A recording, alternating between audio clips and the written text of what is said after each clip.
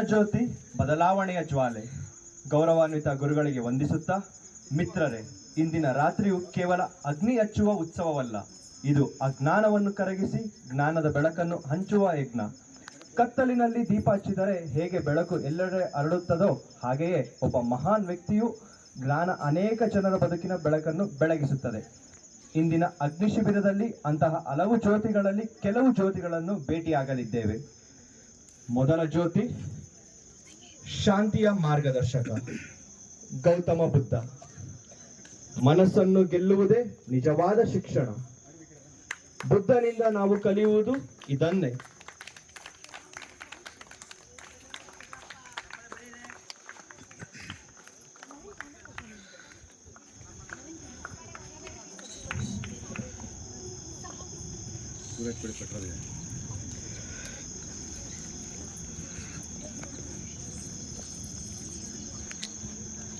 ಎರಡನೇ ಜ್ಯೋತಿ ಆತ್ಮಜ್ಞಾನದ ಬೆಳಕಿನ ದಾರಿದೀಪ ಅಕ್ಕ ಮಹಾದೇವಿ.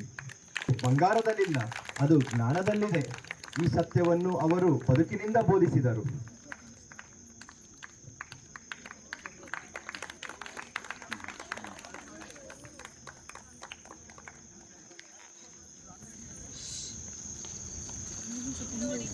ಮೂರನೇ ಜ್ಯೋತಿ ಯುವ ಶಕ್ತಿ ಮತ್ತು ಧೈರ್ಯದ ಸಂಕೇತ ಸ್ವಾಮಿ ವಿವೇಕಾನಂದ.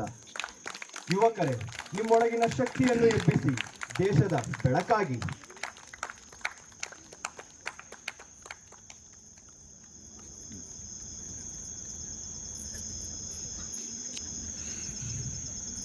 ನಾಲ್ಕನೇ ಜ್ಯೋತಿ ಕಾಯಕವೇ ಕೈಲಾಸ ಎಂದ ಬಸವಣ್ಣ. ಕೆಲಸದಲ್ಲೇ ಪೂಜೆ ಇದೆ. ಬಸವಣ್ಣನ ಬೆಳಕು ನಮಗೆ ಈ ದಾರಿ ತೋರಿಸುತ್ತದೆ.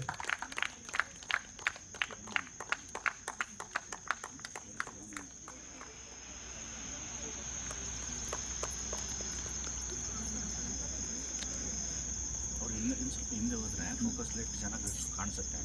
ಹಿಂದಕ್ಕೆ ಹೋಗಿ ಸ್ವಲ್ಪ ಹಿಂದಕ್ಕೆ ಹೋಗಮ್ಮ, ಹಿಂದಕ್ಕೆ ಹೋಗಿ ಸ್ವಲ್ಪ ಹಿಂದಕ್ಕೆ ಲೈಟ್ ಕಾಣಿಸುತ್ತೆ.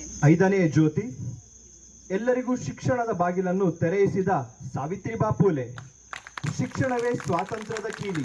ಈ ಬೆಳಕನ್ನು ಇವರು ನಮಗೆ ಕೈಗೆ ನೀಡಿದ್ದಾರೆ.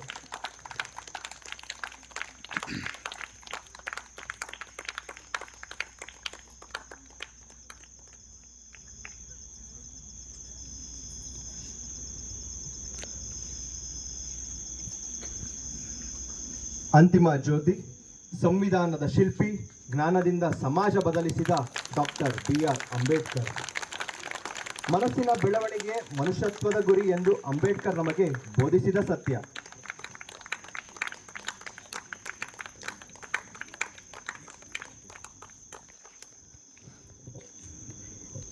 ಮಿತ್ರರೇ, ಬೆಳಕು ಹಂಚಿದಾಗ ಅದು ಕಡಿಮೆಯಾಗುವುದಿಲ್ಲ, ಅದು ಸಾವಿರ ಮನಸ್ಸುಗಳನ್ನು ಬೆಳಗುತ್ತದೆ.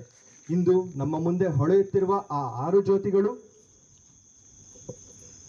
ಬುದ್ಧನ ಶಾಂತಿಯ ಬೆಳಕು, ವಿವೇಕಾನಂದರ ಪ್ರೇರಣೆಯ ಕಿರಣ, ಸಾವಿತ್ರಿಬಾ ಫೂಲೆ ಅವರ ಸಮಾನತೆಯ ಬೆಳಕು, ಅಂಬೇಡ್ಕರ್ ಅವರ ಜ್ಞಾನ ಸ್ವಾತಂತ್ರ್ಯದ ಜ್ವಾಲೆ, ಬಸವಣ್ಣನ ಕಾರ್ಯಮಾರ್ಗದ ತೇಜಸ್ಸು, ಅಕ್ಕ ಮಹಾದೇವಿಯ ಆತ್ಮಜ್ಞಾನದ ದೀಪ.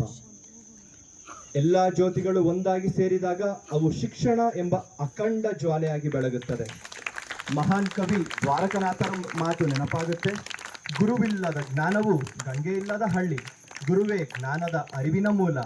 ಆದುದರಿಂದ ಈ 6 ಮಹಾನ್ ವ್ಯಕ್ತಿತ್ವಗಳ ಸ್ಮರಣೆಯ ಬೆಳಕನ್ನು ತನ್ನದಾಗಿಸಿಕೊಳ್ಳುವನೇ ನಿಜವಾದ ಶಿಕ್ಷಕ.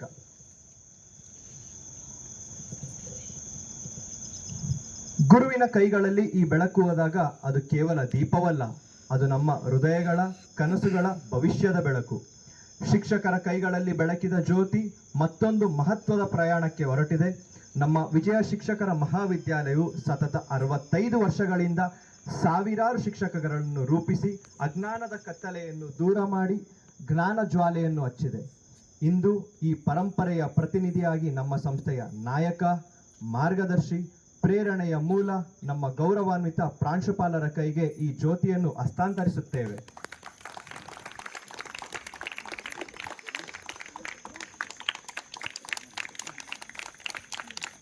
ವಿವೇಕಾನಂದರು ಹೇಳಿದರು, ಶಿಕ್ಷಣವು ಜೀವನವನ್ನು ಉತ್ತಿರಿಯುವ ಜ್ವಾಲೆಯಂತೆ ಇರಬೇಕು. ಇಂದು ಈ ಜ್ವಾಲೆಯನ್ನು ನಾವು ಕೇವಲ ಮಾತಿನಲ್ಲೇ ಅಲ್ಲ, ಪ್ರತ್ಯಕ್ಷವಾಗಿ ಶಿಬಿರಾಗ್ನಿಯಲ್ಲಿ ಕಾಣಲಿದ್ದೇವೆ. ಸರ್, ಈ ಜ್ಯೋತಿಯನ್ನು ಪಡೆದು ನಮ್ಮಲ್ಲಿ ಹಚ್ಚಿದ ಕನಸುಗಳ ಅಗ್ನಿಯಂತೆ ಈ ಮರದ ಕಟ್ಟಿಗೆಗಳಲ್ಲೂ ಅಗ್ನಿಯನ್ನು ಸ್ಪರ್ಶಿಸಿ ನಮ್ಮ ವಿದ್ಯಾಲಯದ ಬೆಳಕು ಎಲ್ಲರ ಮನಸ್ಸಿಗೂ ತಲುಪುವಂತೆ ಮಾಡಬೇಕಾಗಿ ಕೋರುತ್ತೇವೆ.